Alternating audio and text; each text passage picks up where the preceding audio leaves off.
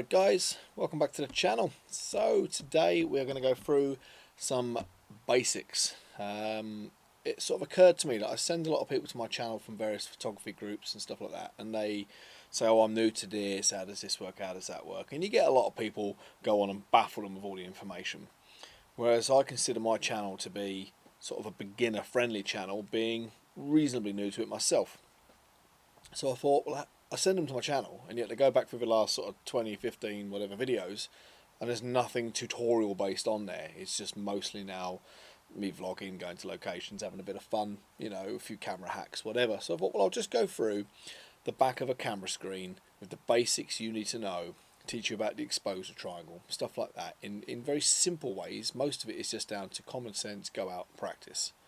That is it. Practice, practice, practice. It's all I do. I just take photos all day, every day, of anything. Some are absolute shocking, and some come out really good.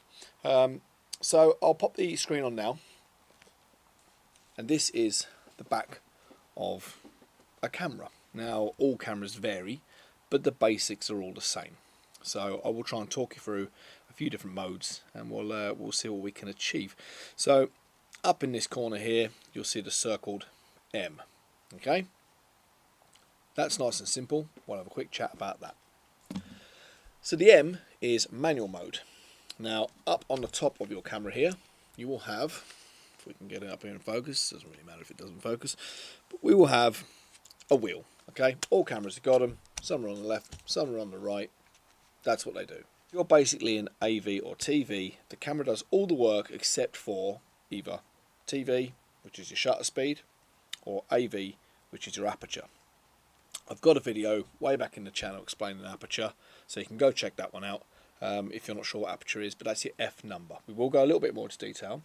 So that is your basic modes. I suggest manual, because that's what you need to learn, so I just go straight in with manual. But if there's certain scenarios where you want to know you're going to get that bird flying or someone running, then you want to go into your shutter priority, and at least you know you can have a fast shutter to snap that moment and get it crisp. And again, the same if you get a flower and you want bokeh in the background and you want to sort of blur images behind the subject that you're focusing on, then you can go into your AV mode, your aperture priority, bring your F number right down, and that will open up your aperture and create more sort of light coming in, more background blur.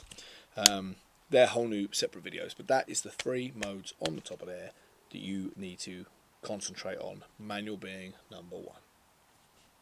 The next mode, when in manual, so most of this is going to be based around being in manual. Okay, next mode is circled here. This mode is your shutter speed. That is, well, it's not a mode, it's the setting on your camera. So on the back, on the screen, you will have a shutter speed. This is at 0.4 of a second. They go down from 30 seconds, most of them. Again, some cameras may vary. I only go with what I've got off the two Canons that I own. So, you know, ISOs, stuff like that. They're all slightly different depending on cameras, which is where you then learn to practice and play with it. But they're all the same idea. In fact, they all follow, I'll chuck a picture on now. They all follow the exposure triangle. And the first comment from everybody on every group is learn the exposure triangle.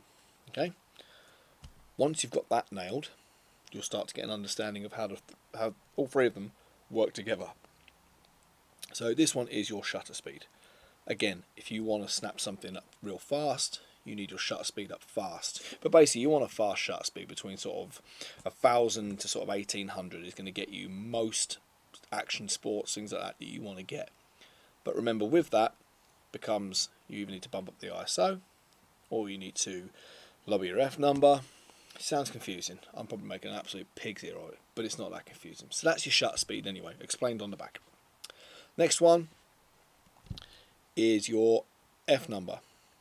This is probably the simplest to understand if you ask me, although it's backwards, it makes sense. The lower the number, the higher the aperture, i.e. the faster the lens.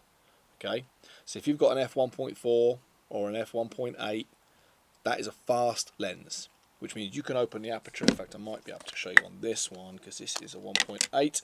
I don't know if you can see straight through that. You won't be able to see me, obviously, but that has got a big clearing, whatever, a big hole. and that's because it's left open at 1.8. Now that lets in loads of light to your sensor, so you can open up to 1.8 and then you can speed up your shutter speed, which will compensate without worrying too much about the ISO. All situations are different. That's just what that means on that picture. The F number is your aperture. Last one across the top row is the ISO. Again, to save your backside, you can just leave this in auto if you need to, and that will cover you. But what you have to be careful with auto is if the rest of your settings aren't right, then it's going to fire your ISO up through the roof and you're going to get a really noisy picture. But that will all come in time with learning and practicing, and you can always pull back quite a lot out of Lightroom and Snapseed and stuff like that. So that's your top row. They are the three main things. Once you're in manual, they are the three main things. The exposure triangle, that's what you need to practice and look out for. Then you've got this whole load in the middle, which quite frankly I barely ever touch, and I take some nice photos. So I personally, for a beginner, would ignore those. I would not bother venturing into that middle section at all. Skip straight down to the bottom section and you get a bit called one shot. Now you've got 2 or 3 modes in this. You've got one shot, AI servo and AI focus, I think it is. AI servo is for moving subjects. So if you're on the half shutter, so it's focused, and then you're tracking a bird, a runner, cyclist, dog jumping, whatever. Now you can use back button focus as well, which not many people use. Christ, beginners probably doesn't even know it exists. Instead of holding the shutter there, you can use back button focus, come along, and take your shot. One shot is good, but if you're trying to, just trying to think of a scenario. If there's a dog sat down and you're taking a portrait of that dog or a person or whatever, you can put your focus point to the center of your screen, focus on their eye. So the eye is, let's say it's up there, you focus the eye, but then you move the camera to where you want to shoot, and it won't change the focus. So you can still shoot the whole frame, but the eye will be in focus. So that is your difference between one shot and AI servo. These two in the middle are, the one on the left is the focus points. Now my 80D has got 45 focus points, or you can set it to 1, or you can set it to squares, to rectangles, to move around on the sort of viewfinder where you want these points. Okay, the one on the right is partial focus. That's what that symbol is, and that is personally what I leave it in. I don't muck around with the focus point on that. On there you can have evaluative stuff like that. I just leave it on partial focus. There's others, there's sort of like center weighted, spot metering, stuff like that. Personally, just leave it in that one, and that will sort your camera out just fine. Next up, this little square is just a normal single shot. You'll see in your various modes that you've got a single shot, sort of a burst mode. I've got a silent shutter speed on this camera as well, which isn't actually much more silent. I don't know if it's meant to be silent or slow. I'm sure it says silent. Doesn't seem to make much difference, so I just use one shot, or I just put it in burst if I'm trying to catch a particular thing.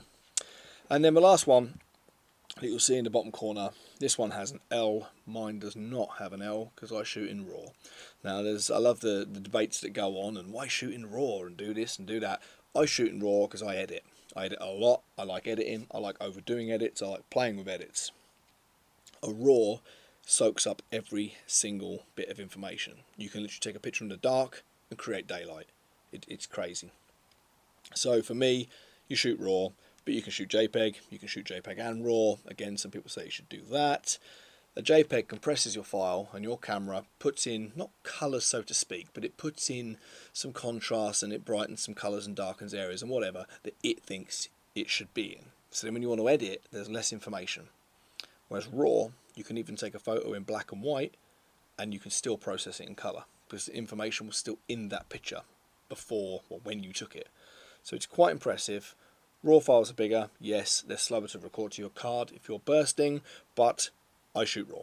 That is a personal choice to edit. If you just like to point, shoot, print them off, done, shoot JPEG. Takes up less space, makes more sense. So that is the back of a camera explained very badly. I tried. It's so confusing. This video has been probably one of the hardest videos I've had to make, because I'm trying to do it from a phone screen with the pictures on to then go through the information while my camera's filming, which actually has the information. I know what I'm doing when it's in my hands, but to talk about, God, that was hard. And then I've had the dog come in about 4 times. I've had the kids come in a bunch of times. It has been a tricky video. I hope it's made some sort of sense. Remember, it's just the 4 across the top. I'll flash the picture up again real quick now.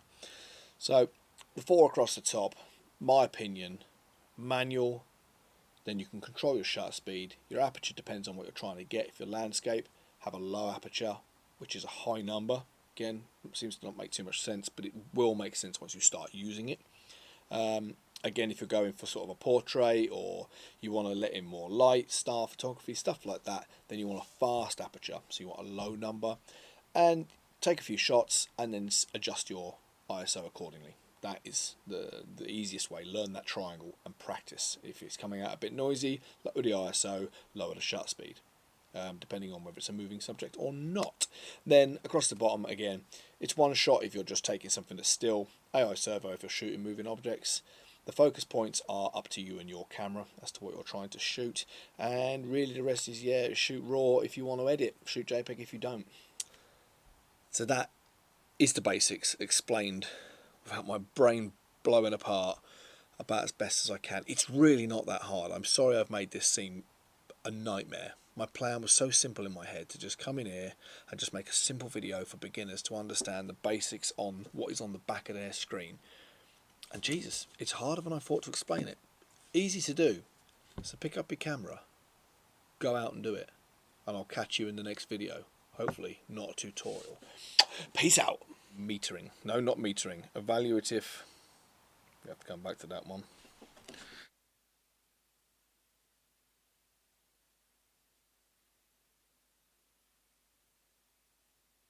1/12,000th of a second. Oh, not 1/12,000th, sorry. And then the next one, I don't fucking know what half these are.